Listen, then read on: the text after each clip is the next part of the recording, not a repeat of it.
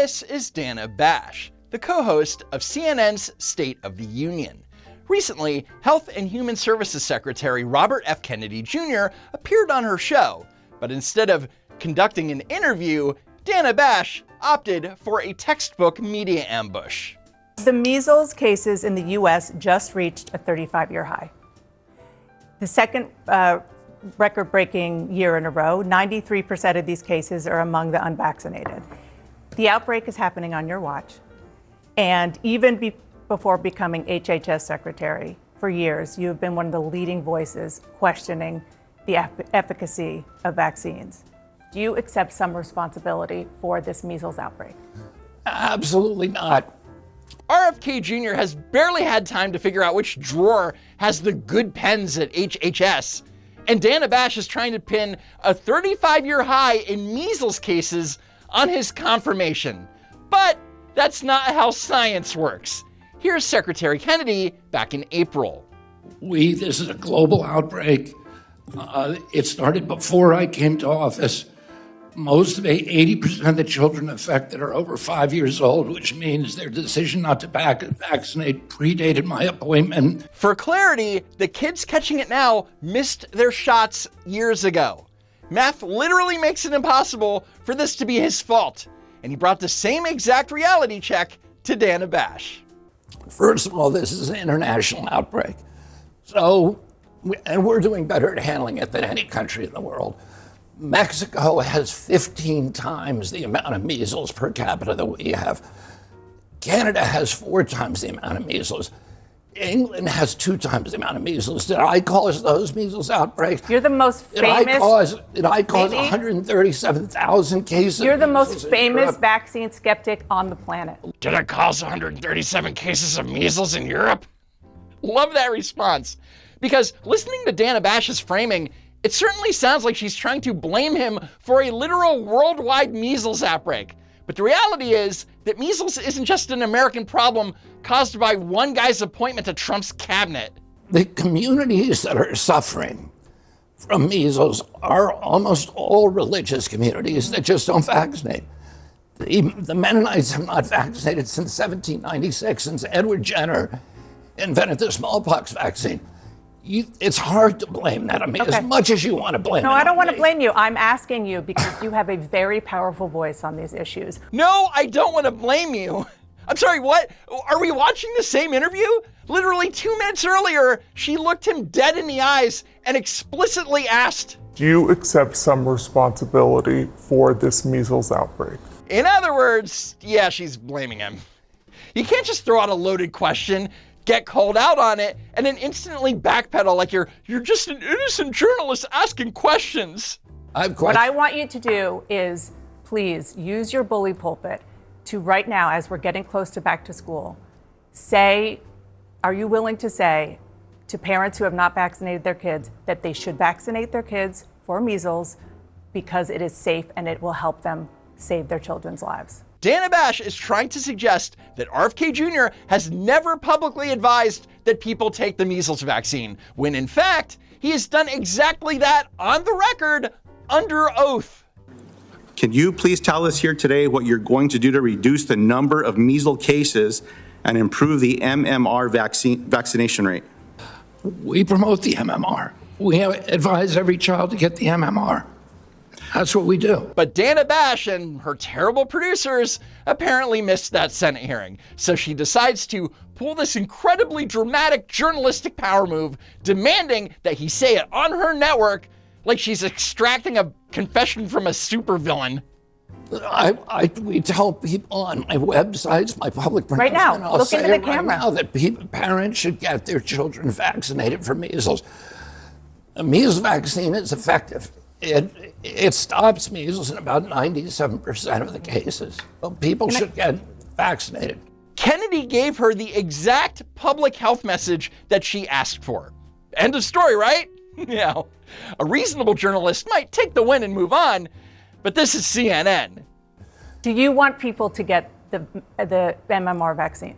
Yeah, I said that already. Okay, so I know you're flustered now, and it is. I'm it not is flustered at all. Because I am people have frustrated. not been honest The with reason you. I'm frustrated is because you are the HHS secretary, and you are talking about things that lead to vaccine hesitancy in this country. I am frustrated. Yeah, Dana, we can tell. She's frustrated because she set a trap without having done her research, and Kennedy completely sidestepped it. He's literally told the entire country that he advises people to get the MMR vaccine. He agreed with her premise, and he said this in front of Congress numerous times. Can you tell all of us, is the MMR vaccine safe and effective? Yes or no? The MMR vaccine. Yes or no? Yes. Thank you. It's safe for most people. Can you agree that getting the vaccine is a lot safer than getting measles? Yes. Now, if Dana Bash wasn't completely biased and argumentative, she could have asked questions like, so tell us, Mr. Secretary, what's happening with the measles outbreak? Or, the MMR vaccine is safe, correct? But instead, she chose to manufacture a confrontation. Because for CNN, the narrative is always more important than the truth. How do you prepare for the next pandemic? I mean, that's literally part of your job now, because experts think it's going to happen within the next 10 years again. Yeah, I mean, I think we did virtually everything wrong the last time. So what about now? The principal thing that we need to do is we need to listen to what's happening to doctors on the ground. There are 15 million frontline physicians around the world. They're mainly now connected through the internet. We can tell on the front lines what's working and what's not. Notice how he starts with a completely logical answer. Listen to the frontline doctors worldwide who are actually treating patients rather than taking a top-down bureaucratic approach. But wait, he's not done. If we had listened to those doctors during the COVID pandemic, we would have saved potentially millions of lives. There were therapeutics out there that were working. There were doctors that were having no deaths from COVID and treating, in some cases, thousands of patients. And we weren't listening to them. Instead, we were doing the opposite. We were shutting them down. And then, Dana, the other thing that I would say is that we need to protect our constitutional rights. That is the primary obligation of our country. What does that mean? What does that mean? It's almost comical. A sitting cabinet secretary suggests that the primary obligation of the United States government is to protect its citizens' constitutional rights, and the CNN anchor responds like he just spoke ancient Aramaic. Well, during COVID, we completely dismantled our constitutional rights. We began censoring people in violation of the First Amendment. But you're saying what not to do. I'm asking what to do. But I want to talk about. That's something to do. That is the number one priority. We protect the Constitution. Yes, Dana, protecting the Constitution is an action. It's literally in the job description. But she keeps trying to interrupt him because acknowledging that the government actively trampled the First Amendment during the pandemic is strictly forbidden on this network. The Constitution was written. Forgive me, but you're talking about rights, and I'm asking about a potential public health crisis that is coming. And the next public health crisis can't get here soon enough, huh, Dana?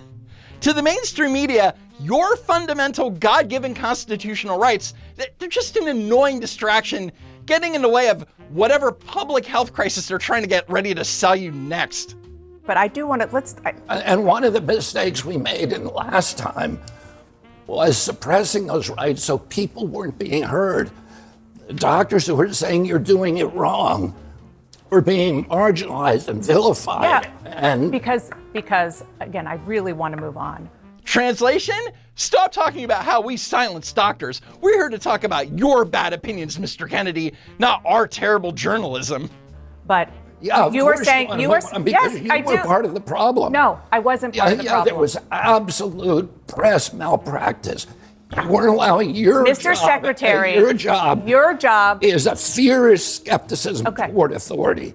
And yes, you weren't doing that. You were beating up My on job people is also who were dissenting. No, Okay, are you want to sit here and attack me, or do you want to have conversations sitting about here and public health? attacking me. I'm not attacking you. I'm asking questions about how to And prevent let me the next ask the pandemic. question, and I'll tell you. That's what I'm trying to do.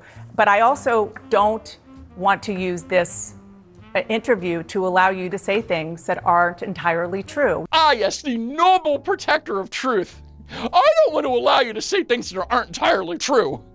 But let's see what bulletproof, undeniable scientific facts Dana Bash has brought to the table to counter him. Prepare yourselves for peak journalism.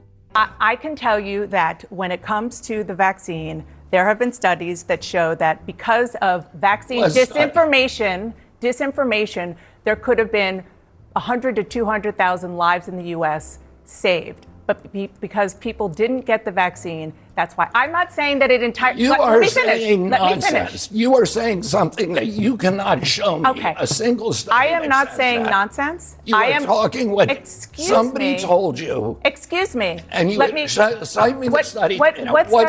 No, what Cite studies me are the you study. talking about? You're talking about studies that actually don't exist. But actually, Dana Bash is the one talking about studies that don't actually exist. Now, there have been studies that have estimated preventable deaths, including this one published in the NIH National Library of Medicine from the European Journal of Epidemiology, which estimated that at least 232,000 deaths could have been prevented among unvaccinated adults between May 2021 and September 2022.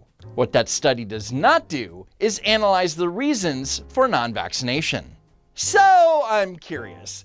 How could Dana Bash, or literally anyone on the planet, possibly know why those 200,000 people didn't get the shot? Did CNN conduct a post-mortem poll?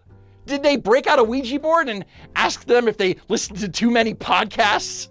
I want to talk about. Cite me the study that you're talking about. I am not here to defend. Study, cite me the study.